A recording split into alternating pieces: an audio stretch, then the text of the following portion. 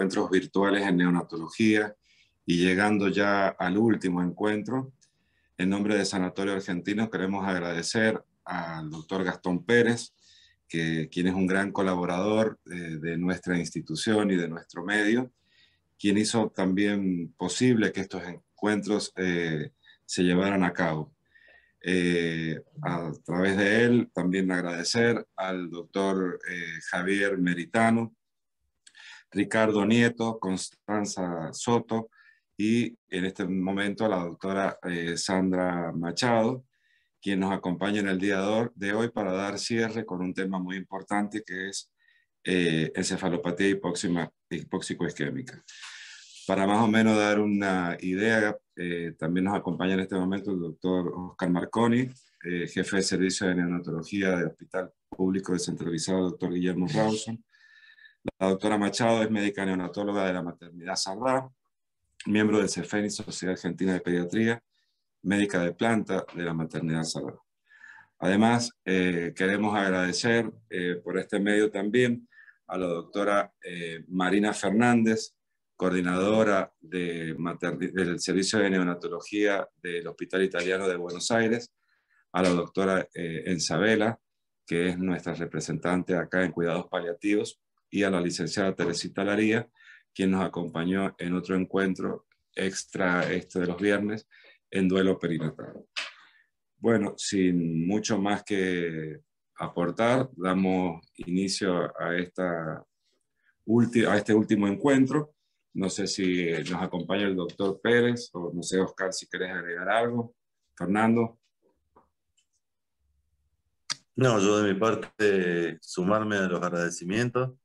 La verdad que para nosotros es un placer y un orgullo que referentes nacionales, digamos, en nuestra área, poderlos tener así tan cerca y que se han brindado tan humanamente y que se pueda hablar y preguntar y hacer comentarios con total tranquilidad, a pesar de las distancias y con esta aplicación, la verdad que para el sanatorio, para la gente del hospital y para todos los neonatólogos de la provincia, considero que es invalorable todo el aporte que ustedes hacen desde Gastón Pérez en la organización, en este caso vos, Sandra, y todos los expositores han estado muy a la mano nuestra, digamos. Así que bueno, no más que agradecimientos y pues, listos para escucharte.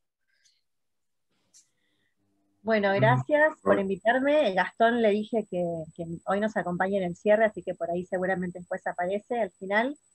Y bueno, agradecerles a ustedes que, bueno, mediante Gastón que se coordinó todo esto, uno puede hacer su aporte a otras provincias, que bueno, esta virtualidad nos acercó un montón.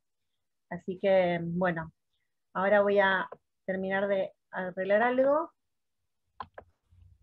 Bueno, ahora se ve la pantalla. Sí, Sandra. Perfecto. Bueno, vamos a arrancar con esta charla sobre encefalopatía hipóxico-isquémica. Seguramente muchos ya la han tenido de diferentes formas, y la idea es refrescar un poco los conceptos y todo esto que está modificándose con respecto a la capacitación. Así que bueno, vamos a arrancar primero como corresponde con la definición. Hay múltiples definiciones, pero todas focalizan sobre lo mismo, que la asfixia es un evento intraparto y una de las causas más frecuentes de muerte neonatal precoz, pero también puede, en los que sobreviven, evolucionar a una encefalopatía hipóxico-isquémica que es responsable de una elevada morbilidad neurológica.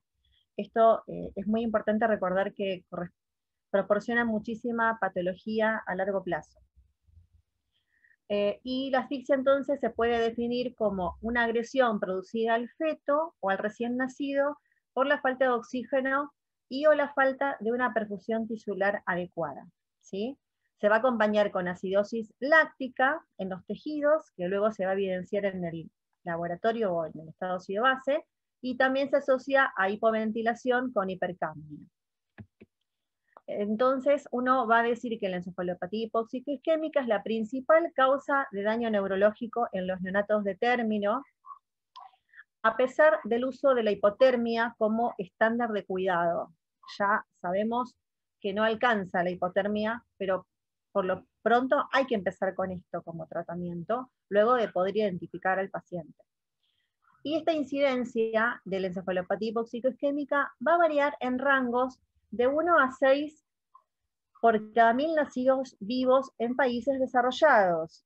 Por lo cual, en nuestro país, que no estaríamos muy desarrollados, la incidencia sabemos que puede ser bastante más alta, porque aparte no hay registros claros sobre esta patología, no hay registros fieles y a veces está subdiagnosticada.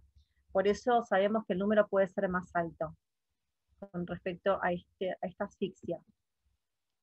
Entonces, el escenario en el que quiero que nos ubiquemos y pensemos, como quien dice, cerremos los ojos y pensemos que nos encontramos en nuestra guardia en el centro obstétrico, en la sala de partos, o si yo soy pediatra tal vez, o hay médicos de familia también en el interior que trabajan en esta área, y estamos en este sector donde tenemos que tener muy en cuenta que somos parte de un equipo perinatal, ¿sí? El equipo perinatal somos los médicos, pediatras, como dije, médico de familia, o neonatólogos si lo hay, obstetras, las obstétricas, las instrumentadoras. Hay un montón de personas que colaboran en este trabajo, y para que uno pueda trabajar de la mejor forma, que es lo que siempre hablamos un poco con mis compañeros, tiene que poder tener una comunicación efectiva, ¿sí? Uno donde trabaja, ya sea aunque vaya, creo yo, una vez por semana a esa guardia, debemos conocer el área a nivel técnico, a nivel herramientas, insumos, cómo nos manejamos en esa área de sala de partos, para poder obviamente luego anticiparnos a lo que va a suceder. Por lo cual es importantísimo poder conocer a nuestros compañeros, básicamente, que no siempre sabemos que es algo fácil. Pero creo que esto es una base importante para esta situación de riesgo que sucederá cuando nazca este recién nacido asfixiado y tendremos que reanimarlo. Es fundamental esto. Bien. Entonces, en la sala de partos vamos a tener una alerta cuando podamos indagar digamos, con esa comunicación con nuestros compañeros, poder tener antecedentes obstétricos que van a señalar la existencia de riesgo de hipoxia e isquemia en ese feto. Vamos a llamar a esa situación, que se lo denomina de esta forma, estado fetal no tranquilizado, que en general son los estados que se pueden detectar de bradicardia fetal sostenida, o como a veces también se lo llama, un monitoreo fetal anormal. O que exista las múltiples causas que a veces nos han ocurrido con respecto a cesáreas de urgencia, donde eso ya significa que puede haber un evento hipóxico en ese momento, por lo cual ese bebé tiene que nacer ya. Y puede ser por prolapso de cordón, el desprendimiento de placenta, una rotura uterina, un cuadro de corionionitis, abrupto placentae, y la misma bradicardia fetal que habíamos nombrado. Y otro punto importante para tener alerta en sala de partos es cuando ya tenemos un parto que es muy dificultoso, que se vuelve distóxico. Siempre le decimos a los residentes que en el hospital, por ejemplo, cuando el parto de una embarazada, que digamos no tendría factores de riesgo, participan los residentes de obstetricia u obstétricas, pero cuando vemos que ya se asoma un R superior, un R3, un R4, viene ya el médico interno, viene el otro médico interno, bueno, ya esa situación donde vemos mucha gente que incluso no podemos ni siquiera ver bien qué están haciendo, ya nos alerta muchísimo sobre ese nacimiento distóxico que tal vez usen instrumental, y podamos así anticiparnos para una situación de riesgo. Entonces, como sabemos, y todos hemos hecho el curso de RCP neonatal, sabemos que existen muchísimos factores de riesgo que uno va a anticipar también a una situación que probablemente pueda llevar a una reanimación, y hay factores de riesgo que no los vamos a nombrar porque ya todos lo conocen, factores preparto y factores intraparto. Se sabe por algunos estudios, incluso uno nacional que se hizo en colaboración con otros centros, donde la mayor proporción de factor de riesgo para un nacimiento de un bebé con Apgar bajo o asfixiado se va a potenciar por la suma de los dos factores, ¿sí? No solamente preparto, sino el intraparto. Ahí es donde se evidencia muchísimo el aumento del riesgo de un Apgar bajo, o más bien un asfixiado, un cuadro de encefalopatía neonatal. Entonces, la atención de un parto obliga al equipo de salud a estar preparado para diagnosticar y tratar oportunamente cualquier complicación que se pueda presentar con el fin de evitar resultados negativos en el binomio madre e hijo. Y la sala de partos debe estar equipada como si fuera una terapia neonatal. Como les dije, muchas veces en la sala de partos está a veces el profesional menos capacitado. Cuando surge una situación de estas, es difícil, obviamente, tal vez adecuarse a la reanimación. Pero como también sabemos, la reanimación neonatal, que es una herramienta muy importante en cuanto a la anticipación y la preparación para poder actuar en tiempo y forma. Y si no, obviamente habrá alguna persona más capacitada que luego asistirá. Acá les muestro la sala de partos con una de las servocunas que tenemos en la recepción en la maternidad Sadá. Tenemos 4 servocunas, porque como tal vez saben, ahí nacen muchísimos bebés. El año pasado nacieron, que había bajado un poco la cantidad de nacimientos. Así el año de la pandemia aumentaron un poco, nacieron 5.300 recién nacidos el año pasado, y nacen en el mismo momento, nacen varios incluso. Por eso tenemos 4 servocunas para los múltiples nacimientos, y como les dije, recomendar siempre a la persona que arranca recién en un lugar nuevo a trabajar, o cuando uno obviamente hace muchísimas guardias en distintos lugares, conocer cada sala de partos dónde están todo el material necesario para la reanimación, ¿sí? Acá tenemos, para repasar, el reanimador con pieza en T, el saturómetro o monitor, que también se puede utilizar a nivel preductal, bueno, la servocuna en sí misma. Acá tenemos la aspiración, ¿sí? Acá tenemos la mezcla de gases de oxígeno con FiO2 para dar una FiO2 adecuada para los minutos de vida que ese recién nacido será necesario acrecentar en la medida de controlar esa saturometría preductal. Por lo cual existe esto que la semana pasada Gastón remarcó muchísimo con respecto a la capacitación y a estar con un programa nacional de reanimación neonatal, donde él es uno de los coordinadores que capacita fundamentalmente, y es muy importante que esto, si ninguna persona está actualizada, ya se actualice. Habilitó nuevamente las capacitaciones en reanimación neonatal avanzada, y en las salas de partos tenemos en general este algoritmo recordatorio del paso a paso de la reanimación y la saturometría minuto a minuto, como debe corresponder en un recién nacido de término o pretérmino. Y simplemente para redondear este aspecto, recordar siempre que la acción más importante y efectiva en la reanimación neonatal es la ventilación pulmonar. Eso es lo más importante que tenemos que hacer, y que vamos a comenzar con una FiO2 de 0,21 para los mayores o iguales a 30 semanas. En el caso de nuestra charla de hoy, son chicos mayores a 35 semanas, así que siempre vamos a comenzar con 0,21 de oxígeno en la reanimación. Nada más pasar por esta diapo donde explicamos un poco esto que decíamos, la importancia de no abusar de la oxigenación en los pacientes, porque sabemos que tiene también consecuencias a largo plazo, y ser muy respetuosos de la saturometría minuto a minuto en estos primeros minutos de vida, ¿sí? Y allá por el año 2006, la Academia Americana de Pediatría dijo que la encefalopatía hipoxicoisquémica era una de las frustraciones clínicas que aún no están resueltas en la medicina neonatal contemporánea. Los más grandes debemos recordar que en esas épocas lo único que podíamos hacer era un tratamiento de sostén en ese asfixiado, es decir, tratar cada sistema en un conjunto, pero no había nada que pudiéramos hacer con respecto al tema neurológico, ¿sí? Que eso fue el avance que se pudo luego arrancar con los estudios multicéntricos. Ya en el año 2010, la Academia Americana de Pediatría entonces refiere que la hipotermia terapéutica debe ser considerada para los niños nacidos a término con encefalopatía hipoxicoisquémica moderada a severa, con un protocolo, ¿sí? Siempre bajo algo escrito, y no porque lo hagan en el otro lado, yo lo voy a copiar.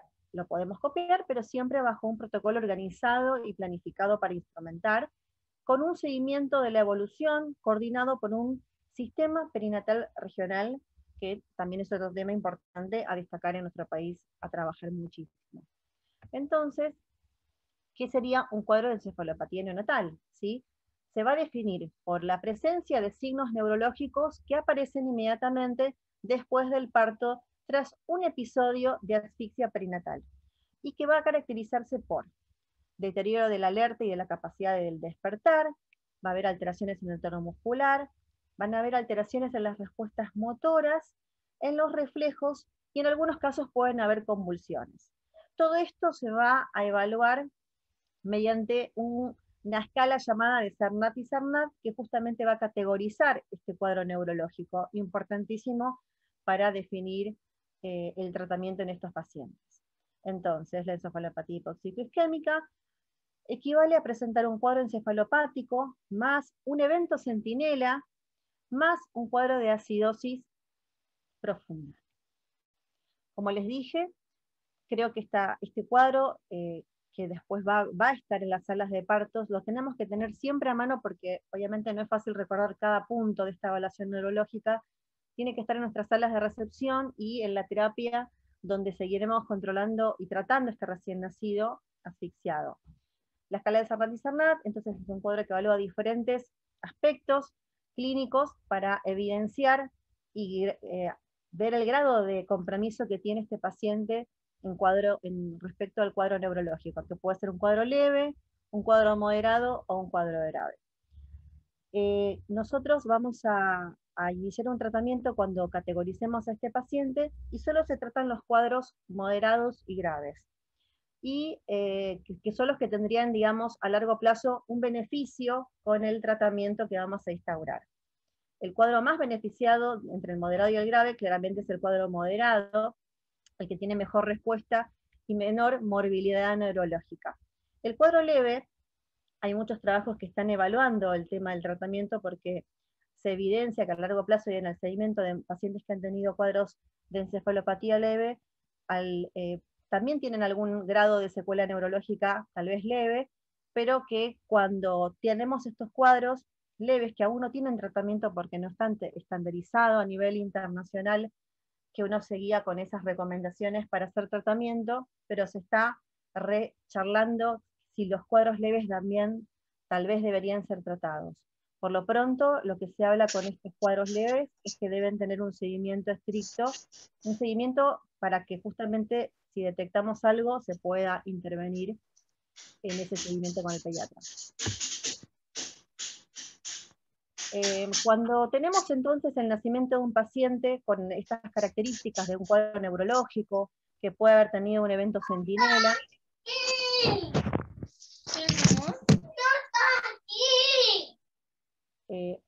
bueno, tenemos que empezar un tratamiento inicial, es decir, hay que hacer algo inicialmente que podemos hacerlo todos en nuestras salas de recepción. Principalmente cuando nace un bebé asfixiado, uno lo que va a intentar, más allá de que obviamente hay que hacer y empezar con la reanimación, tal vez básica o avanzada, es tratar de que ese macroclima esté con una temperatura más baja. Simplemente uno lo que charla siempre es si debe o no apagar la servocuna. Lo más correcto en realidad para apagar la servocuna es ir viendo en esa reanimación si el paciente responde o no a lo que estamos haciendo, y como les dije antes, categorizar qué cuadro neurológico tiene. Así que una de las medidas más rápidas podría ser apagar la servocuna, pero también se habla que tiene que haber un servocontrol con respecto al manejo de esta temperatura, que lo vamos a decir con más detalle después.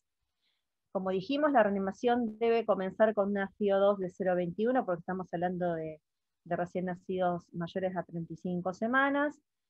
Como ya sabemos, también colocar electrodos, que es algo mucho más sensible y rápido para detectar la frecuencia cardíaca, o un saturómetro preductal que se utiliza en la mano derecha, ¿no? Cuando pues, tal vez es necesario usar masaje cardíaco, aplicar masaje cardíaco o drogas como adrenalina. Y como hablábamos de evaluar la disminución de la temperatura del macroclima, y cuando vamos a trasladar al paciente, que después lo vamos a definir si se interna en nuestra unidad o hay que derivarlo, también con la incubadora apagada o con servocontrol.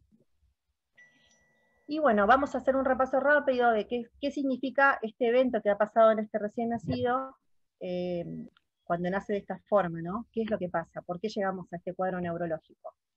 Bueno, en esta fase de hipoxia isquemia, cuando hubo este evento centinela, esta alteración en la monitorización o un parto distóxico complicado, va a haber un déficit básicamente de oxígeno, por lo cual disminuye el ATP, y esto lleva a una insuficiencia energética primaria, con disfunción de la bomba sodio-potasio, esto genera edema y lisis celular, y despolarización de la membrana postsináptica, haciendo que aparezcan aminoácidos excitatorios y aumenta el calcio intracelular, que es algo obviamente que genera mucho daño.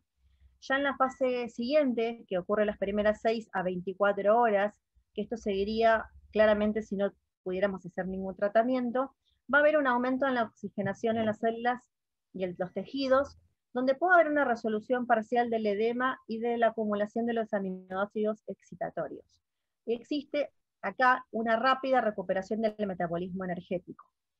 Es lo que se evidencia, siempre pensando donde no estamos pudiendo hacer ningún tratamiento.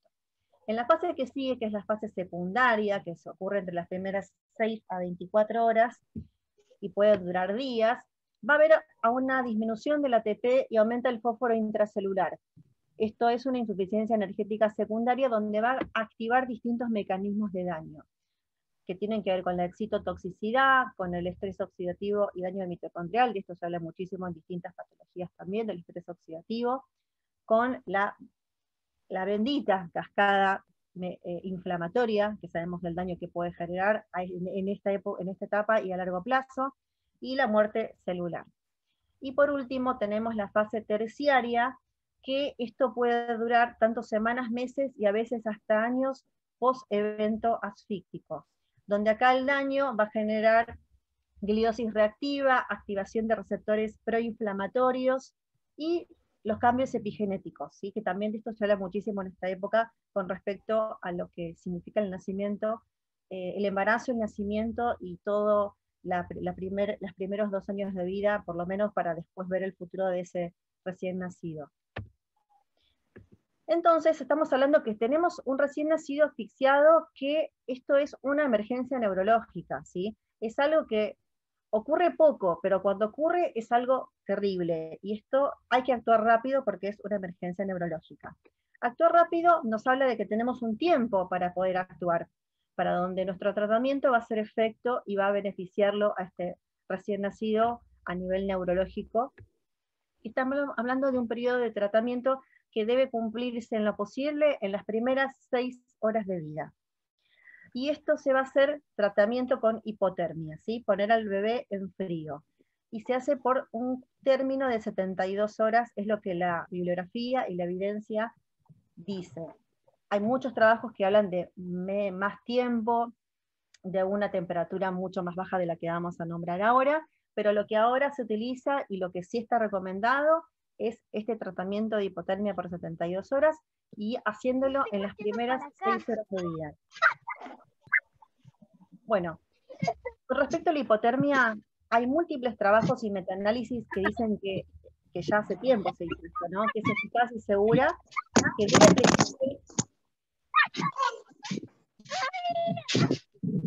debe aplicarse bajo un método, bajo protocolo, siempre con un control estricto del enfriamiento y de la etapa de recalentamiento.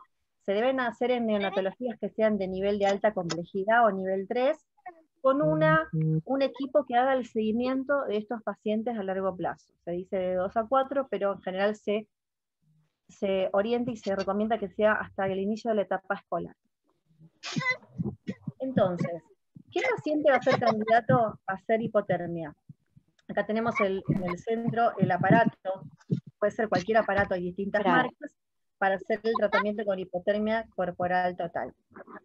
Primero, siempre tiene que tener estos criterios, que estos son los absolutos que tienen que ser siempre, ¿sí? Mayor o igual a 35 semanas, que por eso también es importante recordar que hay que poder clasificar con detalle y fidelidad el tema de la edad gestacional, eso es muy importante. Debe empezar más o igual a 1,8 kg, y como dijimos antes, ser precoz en el diagnóstico para poder actuar y hacer todo lo que sigue, que vamos a charlar, antes de las 6 horas de vida. Mientras mejor, antes lo tratemos, el pronóstico va a también ayudar a que sea mejor.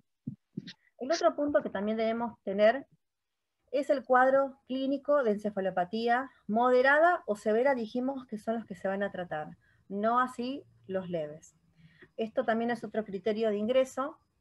El otro criterio que también puede estar, y a veces tal vez no está porque no nos comunicaron de esta situación, o la señora llegó, la embarazada llegó justo para el momento del expulsivo, y toda esta situación de control para detectar esto no lo vamos a tal vez a evidenciar, que es el evento centinela, como dijimos, desprendimiento de placenta, rotura uterina, prolapso de cordón, o el monitoreo fetal no tranquilizador, como puede ser el cuadro de bradicardia fetal. Y por último, puedes tener uno de estos 3 puntos presentes para definir el paciente que ingresa a hipotermia, como por ejemplo el Apgar menor a los 5 minutos. Como a todos nos ha pasado, clasificar un Apgar es muy subjetivo, y más si cuando uno tuvo que hacer reanimación a veces es difícil diferenciar el Apgar, digamos el Apgar detallado, donde uno puede hacer luego minuto a minuto la cuenta. Por eso el Apgar en general siempre, al ser tan subjetivo, queda como un dato muy secundario para definir el ingreso. Sí, tal vez tenemos más en cuenta lo que significa la reanimación y que haya requerido ventilación con presión positiva por más de 10 minutos, y el punto que siempre en general sí está presente es el gas de cordón. Entonces, luego de que identificamos al paciente y lo diagnosticamos con este cuadro de encefalopatía, lo más importante es saber a dónde me voy a comunicar para poder, ya sea consultar al paciente, al centro de referencia, a mi jefe, a mi coordinador, a alguien del servicio. Lo ideal es que uno ya sepa, ¿no?, a qué otro lugar va a ser el centro receptor, donde uno puede también tomar la recomendación y las directivas del manejo del paciente en estas primeras horas que son cruciales, con el manejo metabólico, respiratorio y obviamente de la temperatura, hasta lograr luego la derivación si en mi institución no tengo el tratamiento para hacerlo, ¿sí? Por eso recalco tanto el tema de la comunicación precoz, no cuando ya el paciente pasaron varias horas y capaz que ya ha perdido la oportunidad de hacerle el tratamiento en esas 6 horas, ¿sí?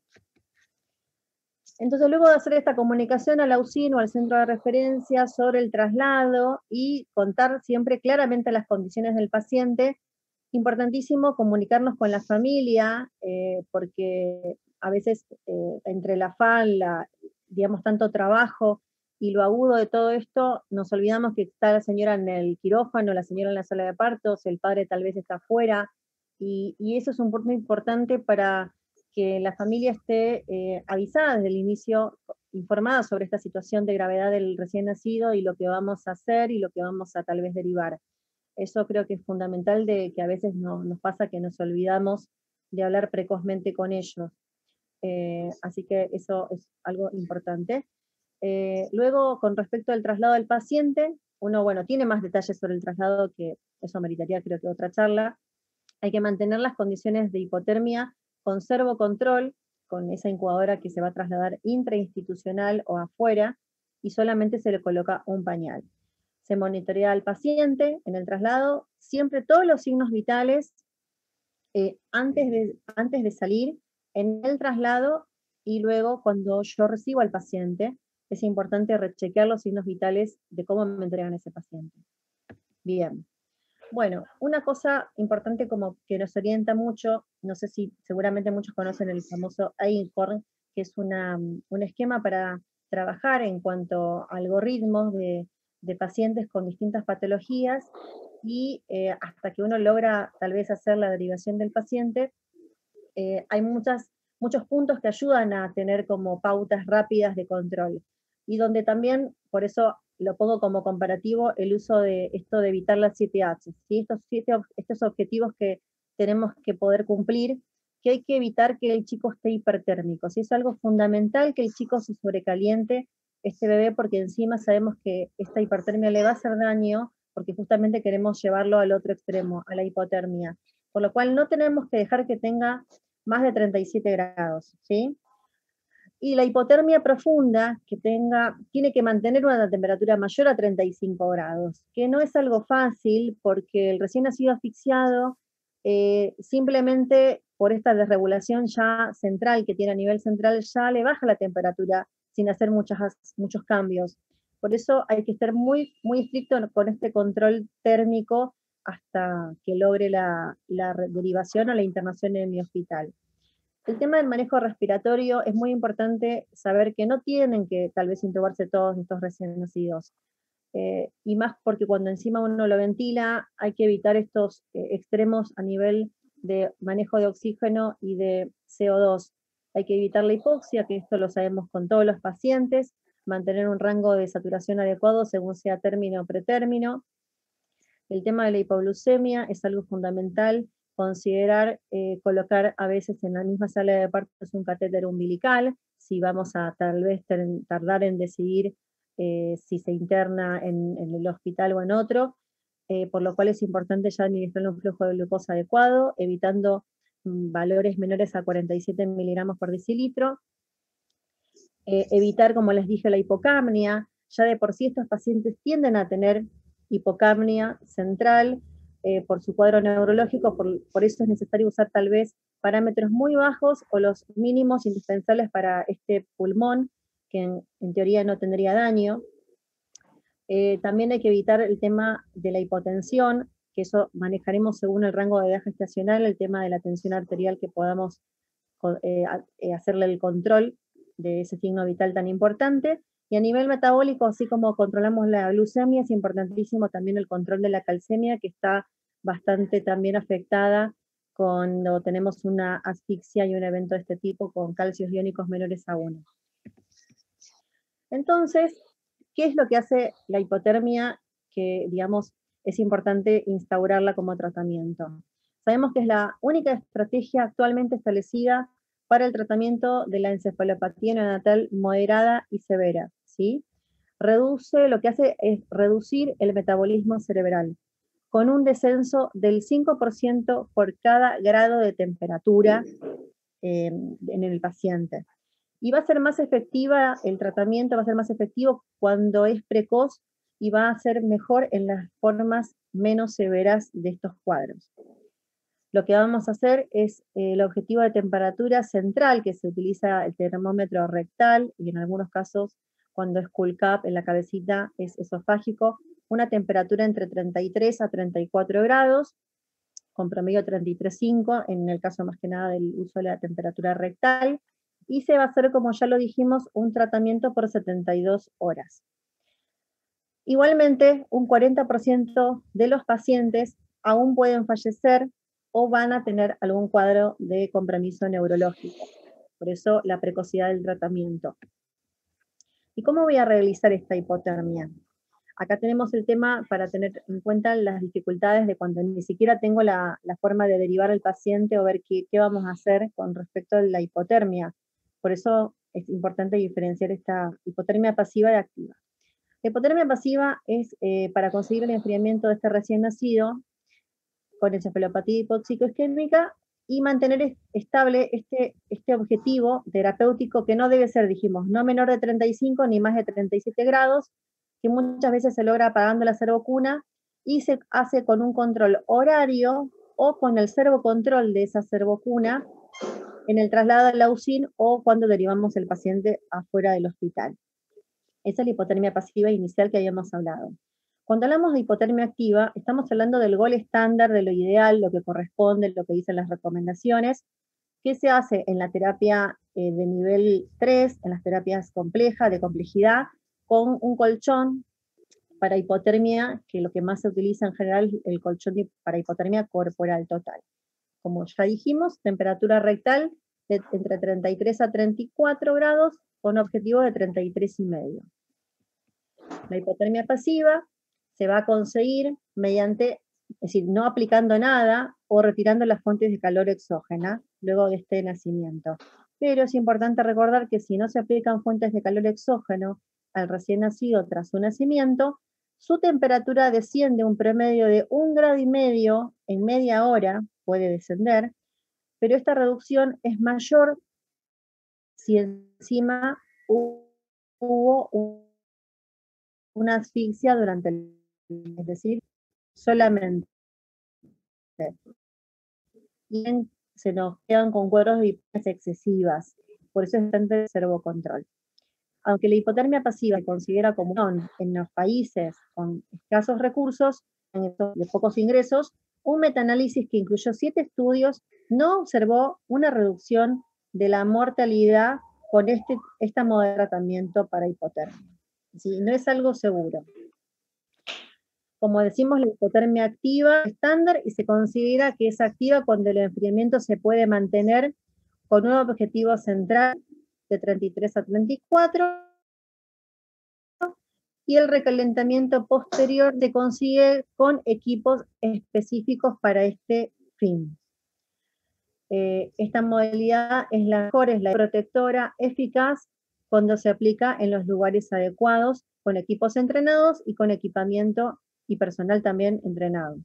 Los equipos actuales son todos servocontrolados y van a permitir tanto mantener la temperatura estable durante todo este periodo de tratamiento. La eficacia terapéutica del enfriamiento selectivo de la cabeza es similar a la hipotermia corporal total. Sabemos que en algunas unidades tienen el cool cap o el enfriamiento cefálico, que también es una práctica que también hace tratamiento de la misma forma. Y la hipotermia pasiva, hay que tener en cuenta, como ya lo dijimos, que la hipotermia no controlada y sin supervisión rigurosa puede ser peligrosa y no neuroprotectora, siendo la pasiva no adecuada y, como dijimos, sin un servocontrol, por lo menos. Bueno, la hipotermia, ¿no? Entramos al paciente en hipotermia, tenemos acá, lo derivamos tal vez, o lo tengo en mi trabajo por suerte, y ¿qué es lo que va a hacer esta hipotermia? ¿Por qué es tan importante? ¿Qué es lo que hace? Bueno, lo que hace es actuar a nivel, digamos, del cuadro de excitotoxicidad. Va a disminuir el retraso de la despolarización de la membrana. Va también a actuar a nivel del estrés oxidativo y la barrera hematocefálica. Va a disminuir los mecanismos inflamatorios. Va a disminuir o digamos mejor, prevenir la muerte celular. Son múltiples acciones que la hipotermia nos va a beneficiar.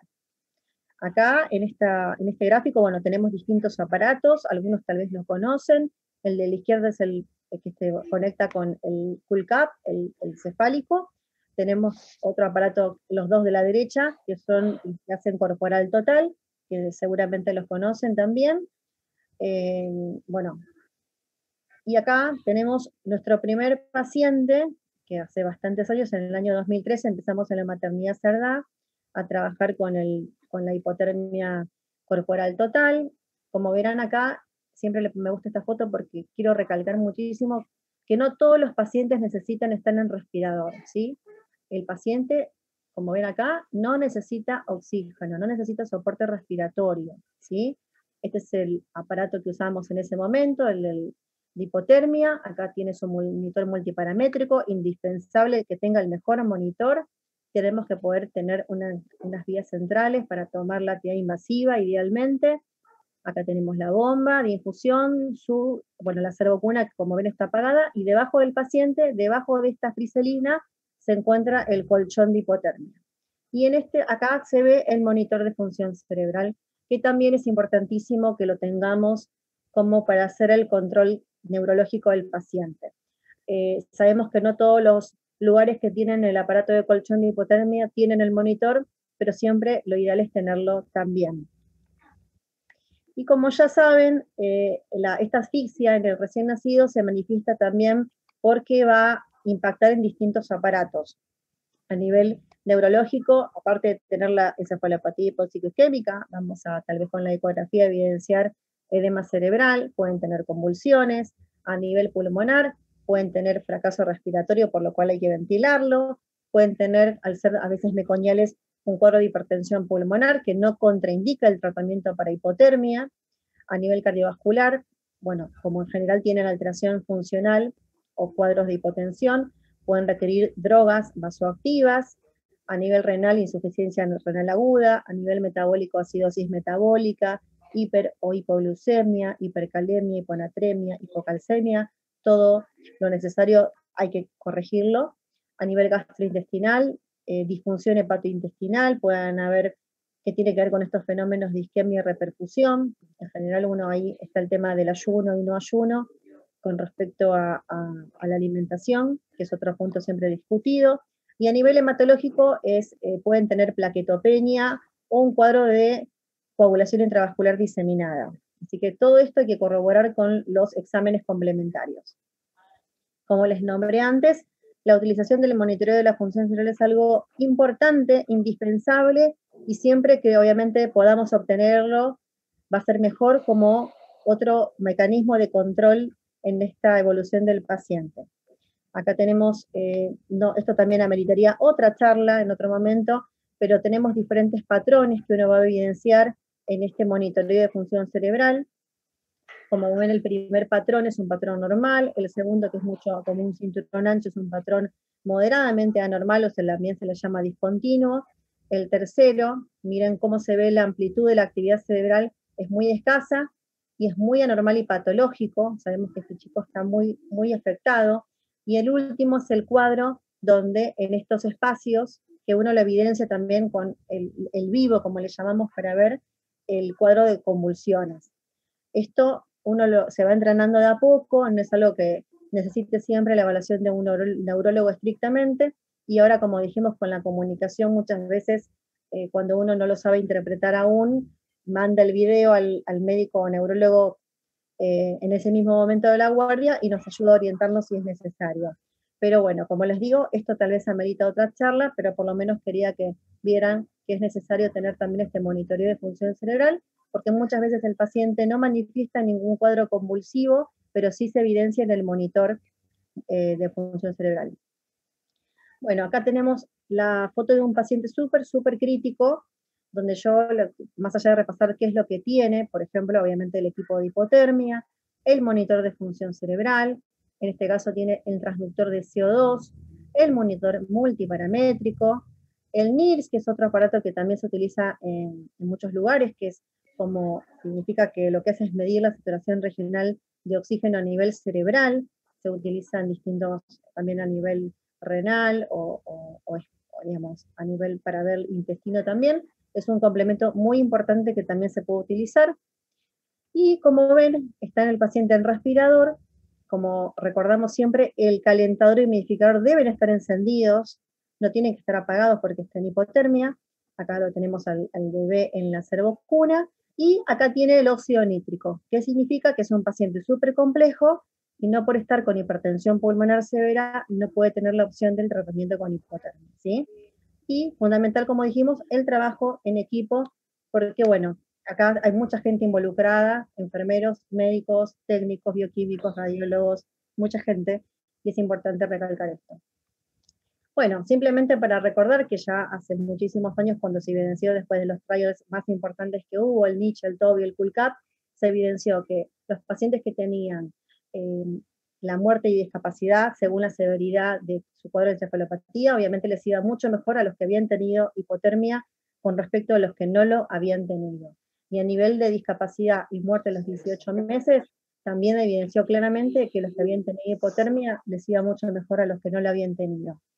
Y la evolución a largo plazo, Azzopardi también hizo un grupo grande de control donde evidenció que el índice de coeficiente mayor a 85, la sobrevida con ese índice era mucho más marcada en los pacientes que habían hecho el tratamiento, con respecto también al otro resultado que era la muerte, con respecto a los pacientes que no lo habían hecho con el grupo control.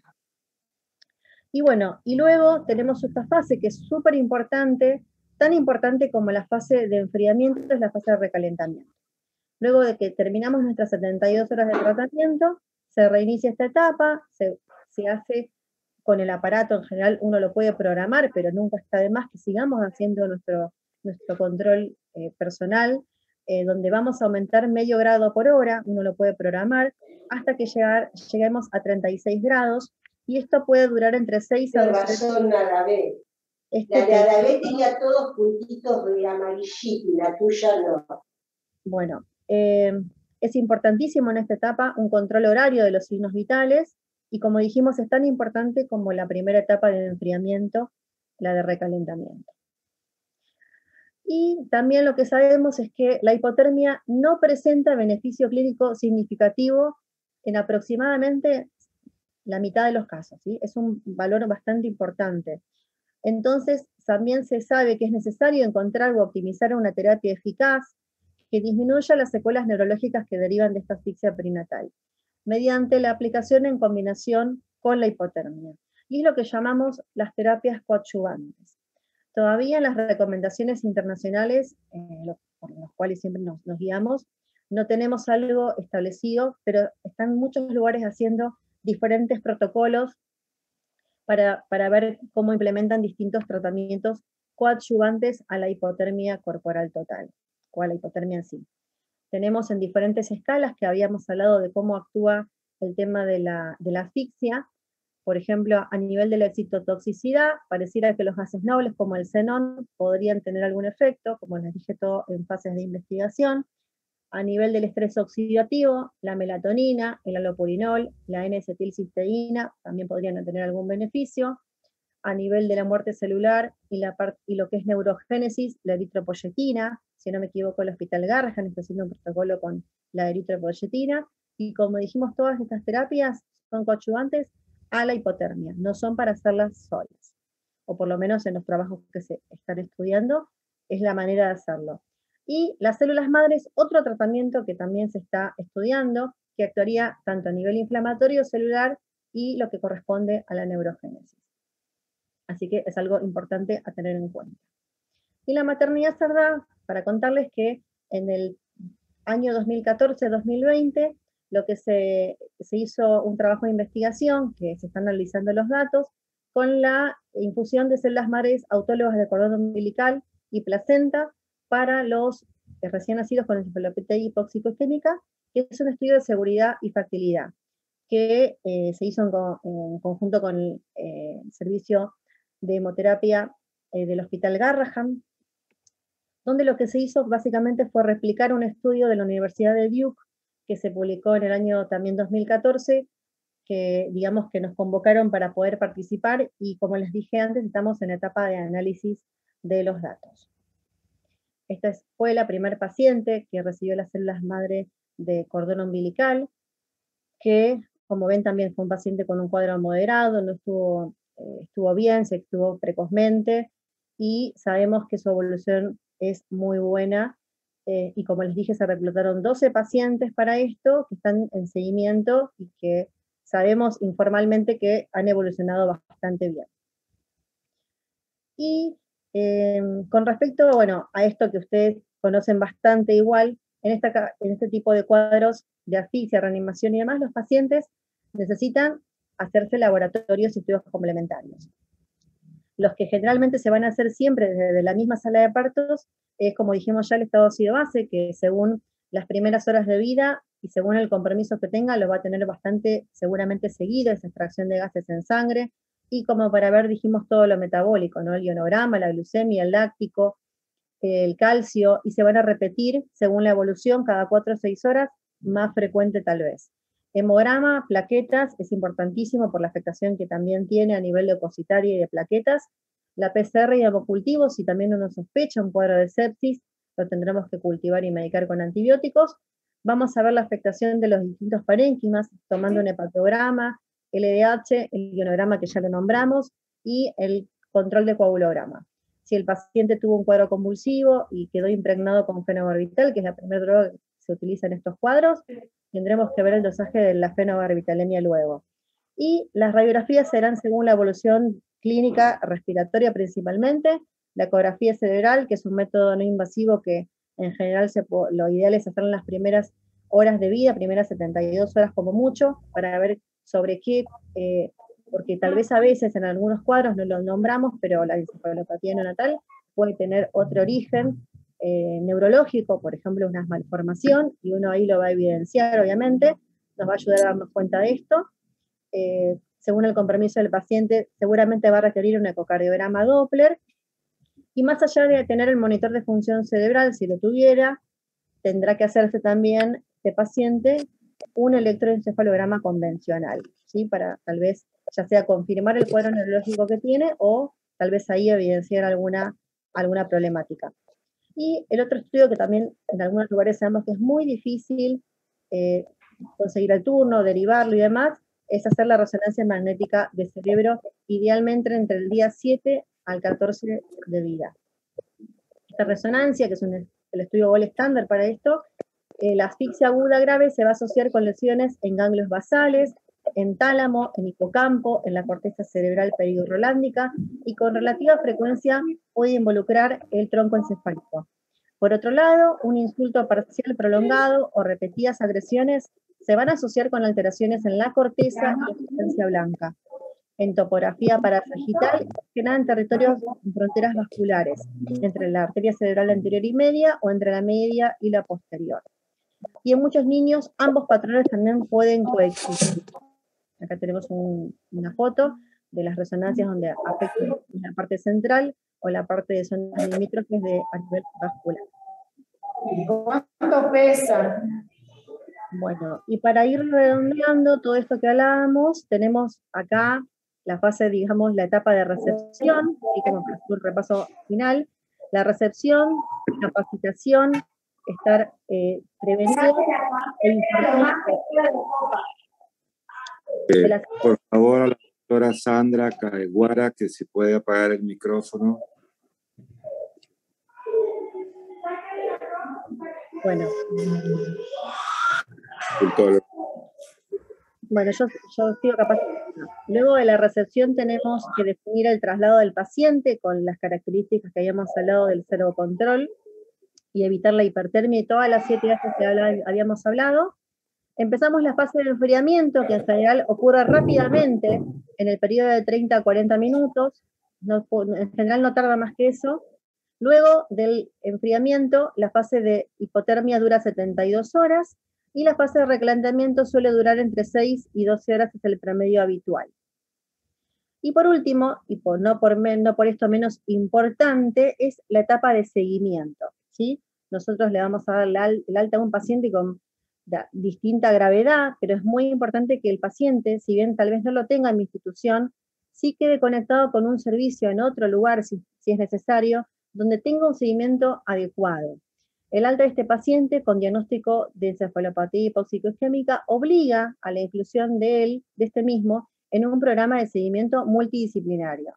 Tiene que tener su pediatra, un neurólogo, los fisiatras, a veces psicólogos, y en algunos casos también servicio social, porque no nos olvidemos que las familias a veces se llevan un niño que luego va a tener alguna tal vez discapacidad, y es importante esta etapa que se conozca la situación, incluso desde la internación, como dijimos. Y salud mental también, porque estos padres súper angustiados y difícil de que entiendan cómo un bebé que nace tiene que estar calentito, su hijo está todo frío, ni que hablar si el paciente tiene mucha más gravedad.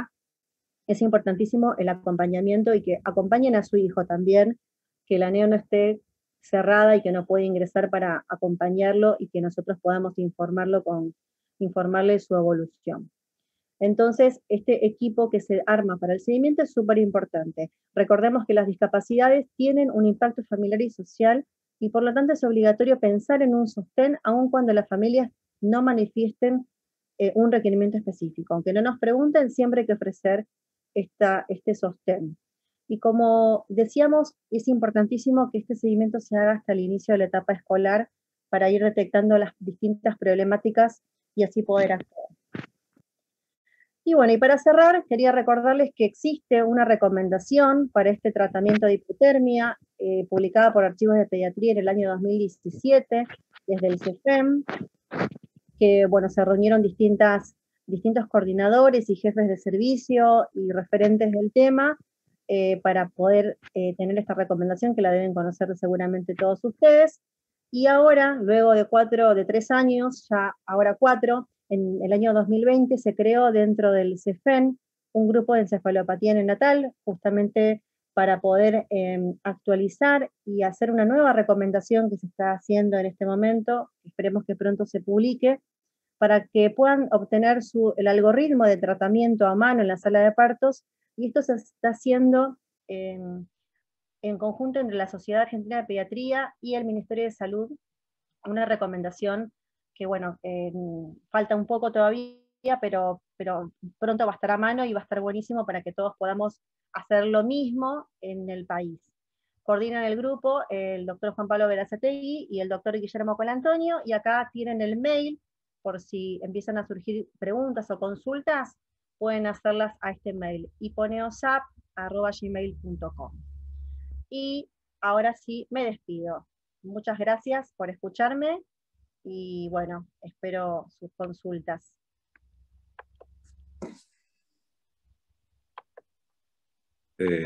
Muchas gracias, doctora. Se abre la ronda de preguntas. Hay algunas que están por chat. Por ejemplo, hay una de las preguntas dice que si el trabajo prolongado o periodo expulsivo es considerado un evento. Es considerado un factor de riesgo en realidad, que está presente muchas veces en los pacientes que hemos tenido.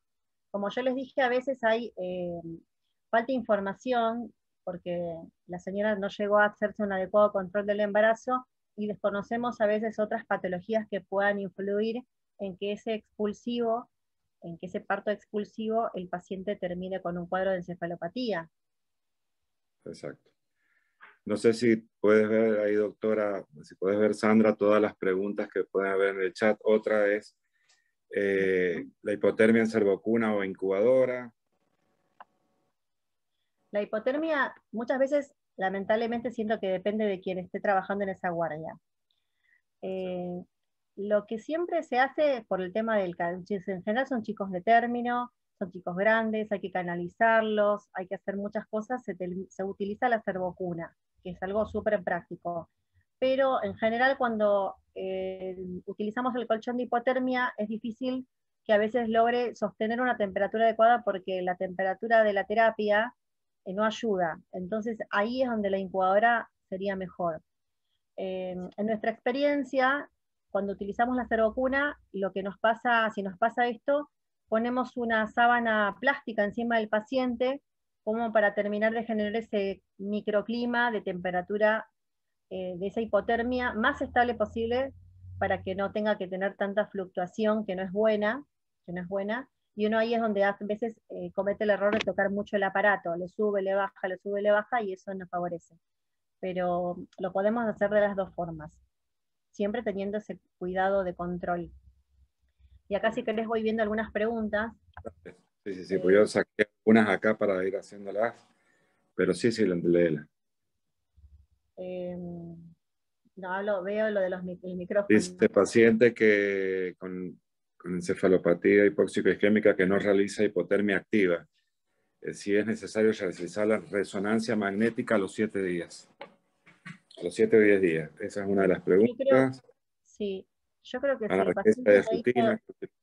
no hizo hipotermia activa, primero pensaría por qué no la hizo, por qué no lo derivé, porque si no lo derivé, ¿cómo voy a tener acceso a una resonancia? No sé.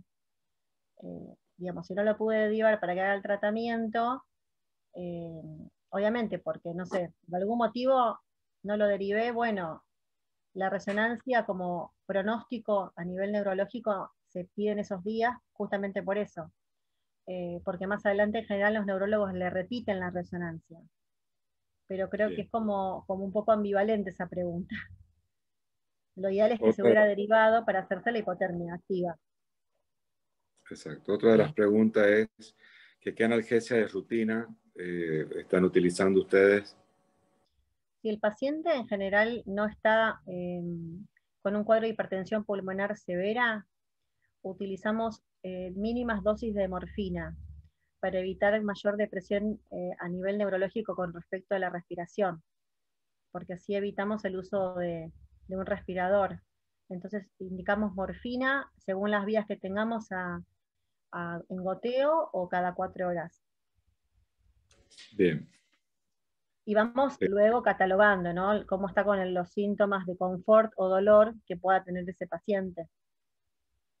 Sí, a través del chat hay muchas preguntas, Sandra. Bueno, eso es lo que habla de que es muy importante el tema y una muy buena disertación. El fenobarbital, ¿cuándo se suspende? Es otra de las preguntas. ¿Cuándo lo suspenden ustedes? En general, nosotros no lo suspendemos Suelen irse de alta con el fenobarbital o suspenden en general en el seguimiento de la neuróloga si fuera necesario, previo dosaje obviamente de fenobarbital y previo electroencefalograma convencional. Es raro que nosotros le suspendamos el fenobarbital en la internación. No es algo común que suceda. Ella es resorte más del neurólogo. Exacto. Sí, hay algunas preguntas relacionadas con los especialistas directamente con neurología. Una de las preguntas acá también por chat es la alimentación enteral, ¿cuándo la incluyen? Si es al final del tratamiento o antes de terminarlo. Siempre es súper discutido ese punto, por el tema de la hipoxia, la isquemia que hubo en ese intestino. En general nosotros, si el paciente no está hemodinámicamente descompensado, que no tenga inmunotrópicos, nosotros lo que al tener también el banco de leche humana, solemos indicar un aporte mínimo trófico.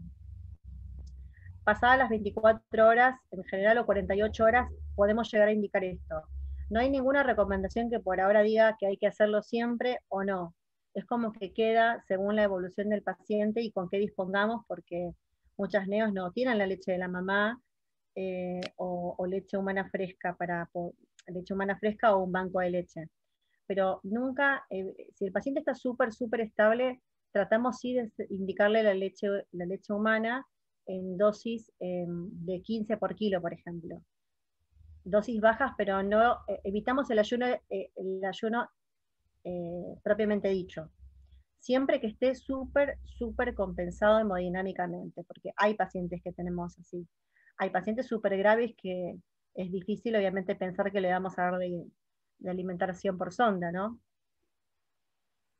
Muy bien, gracias, Sandra. No sé si alguien más quiere preguntar. Si encuentro algo más. Dice, uso de levetiracetam como droga anticonvulsivante. Bueno, en los algoritmos, que como decíamos es algo tal vez más del neurólogo, pero el neo lo tenemos presente, se utilizan primero 2 cargas de fenobarbital a 20 y 20, y cuando no resulta que sea la convulsión, ahí indicamos el levetiracetam, que también podemos hacer 2 cargas en general, y cuando ya no se ve con eso, bueno, estamos en situación ya de gravedad con respecto a tal vez utilizar algún goteo de otras drogas, pero lo usamos como segundo esquema, no como primero, como segundo. Bien. Muchas gracias. Excelente, excelente. Emisiones no tenemos hipotermia y sí resonancia. Bueno, les cuento con respecto a lo de las provincias. El Ministerio, en conjunto, como les dije, con la SAP, está trabajando en la recomendación nueva, donde la idea es capacitar en distintas provincias por la adquisición, en teoría, todo así como entre comillas, que van a tal vez entregar algunos aparatos de hipotermia que no tienen algunas provincias en sus centros de alta complejidad, para luego hacer la capacitación. Pero bueno, acá como comentan emisiones, es como pareciera incoherente, ¿no? Que les hayan dado un monitor de función cerebral y no tengan un aparato de hipotermia, porque sería prioritario primero el aparato de hipotermia y después el monitor, en todo caso. Pero bueno, es un proyecto que no sé cuándo se va a cumplir, pero bueno, es lo que yo escuché. Ahí lo dice que no hay provincias con el que tengan hipotermia. Un paciente que nace con Apgar 8-9, a la hora, mientras espera con la madre, presenta un episodio de paro cardiorrespiratorio sin causa aparente. ¿Puede ingresar a protocolo? ¿Y hasta cuántas horas se puede esperar para ingresar? Bueno, nosotros tuvimos algún paciente así también, que fue en realidad un colapso súbito neonatal. El paciente, estando con la mamá en COPAP, a las 2 horas de vida hizo un colapso, hizo un paro cardiorrespiratorio. Hubiera sido tal vez una situación de protección neurológica hacer hipotermia.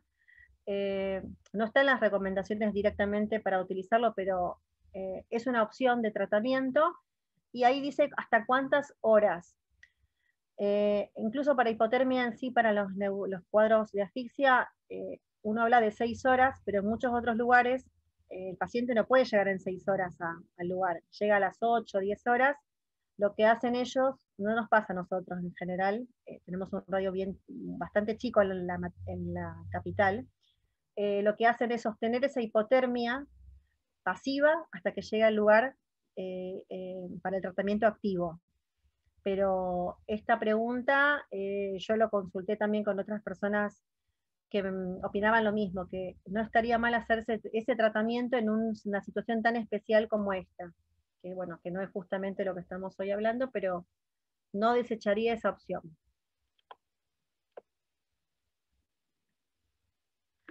Y la última que veo acá, que dice Estela Cabaña, contraindicación de la hipotermia y si hay casos donde se tiene que suspender antes de las 72 horas. En general, la hipotermia trae muchas complicaciones también en distintos grados, a nivel renal, a nivel coagulopatía, en bradicardias, a nivel respiratorio, pero ninguna de ellas ha sido tan fuerte como para suspenderla. En general, todos los trabajos no hablan que haya un cambio a nivel neurológico, que digamos que la hipotermia en sí termina dando una prevención del daño neurológico si uno la sostiene. Si por algún motivo en el servicio nosotros hemos tenido que suspender esto, es porque el paciente estaba ya con una muerte cerebral o porque tenía un cuadro de coagulopatía excesivo que no podíamos mejorar y se consideró suspender el tratamiento, pero son casos excepcionales, no es lo común. Incluso el mismo cuadro clásico de hipertensión pulmonar severa, que pasa cuando son meconiales, en general no es una contraindicación para suspenderlo. Se puede hacer todo el mismo tratamiento, pero entendemos que a veces en las unidades prima más el manejo general o respiratorio y uno puede tener en cuenta este punto de evidenciar en consenso con el servicio de suspender, pero no es lo más frecuente. No veo, me parece ninguna otra más, Gastón.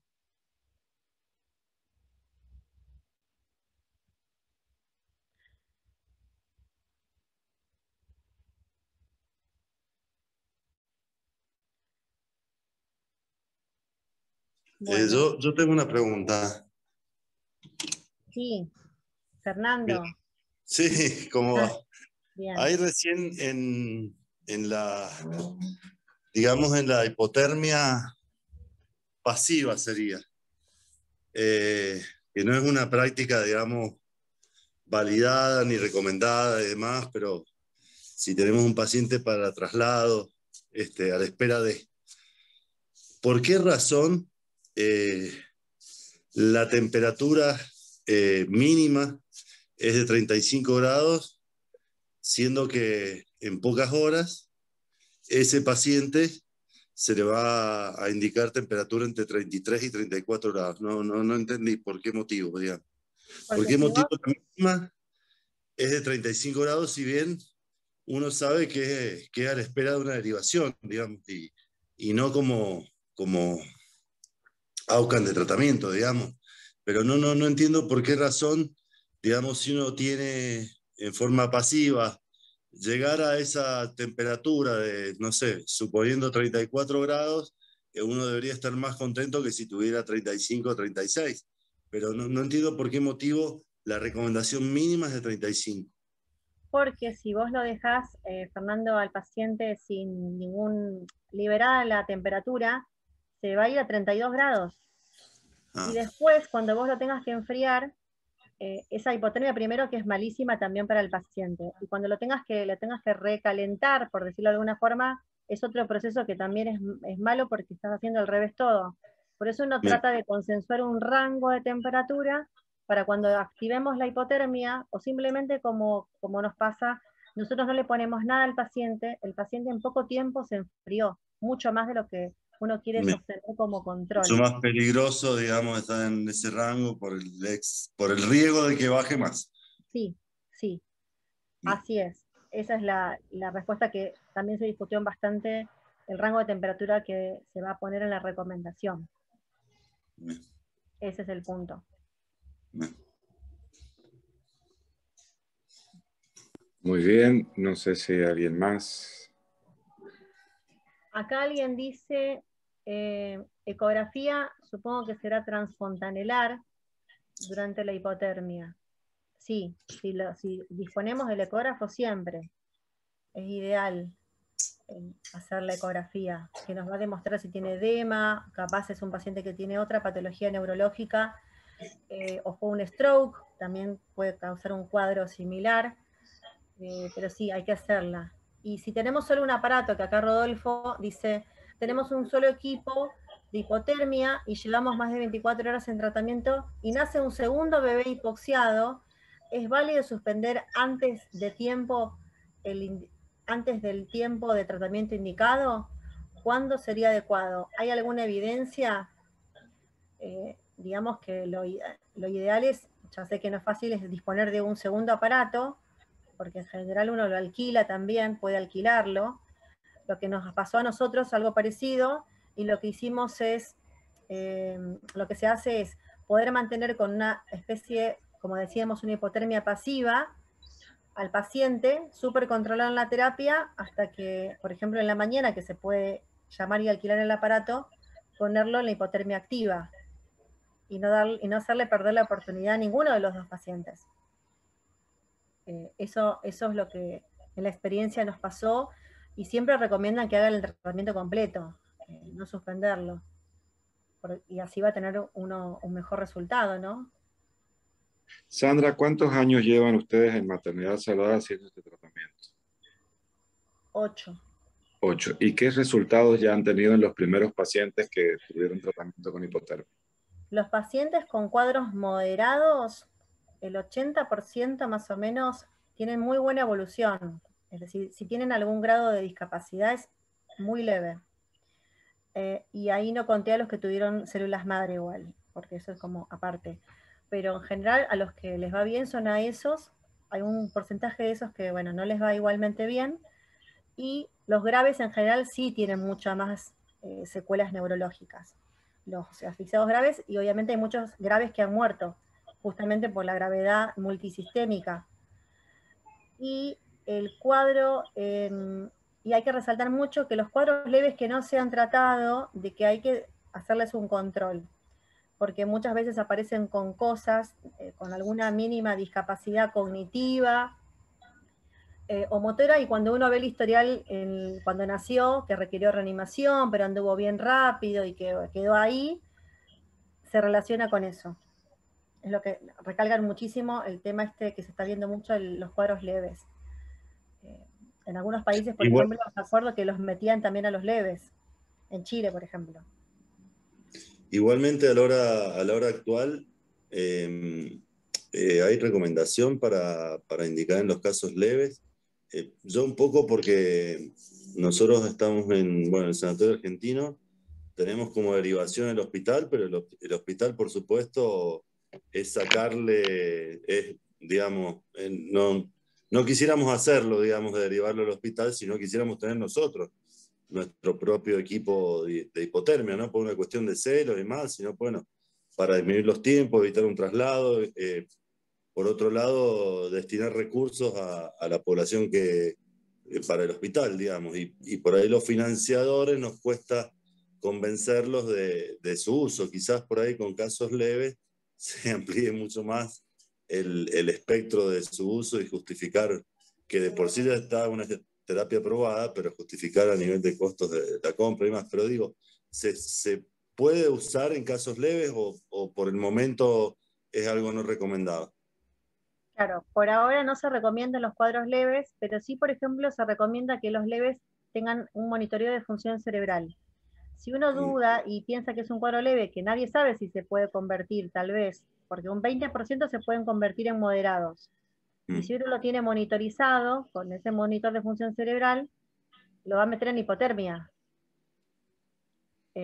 Si tengo el aparato, bien, y si no, haré pasiva hasta que lo pueda derivar o hasta que me alquile el aparato, que eso es bastante fácil, creo, dentro de todo, más cuando es un sanatorio privado, no sé. Sí, acá posibilidad de alquiler creo que no hay. En San Juan y en Cuyo, me parece.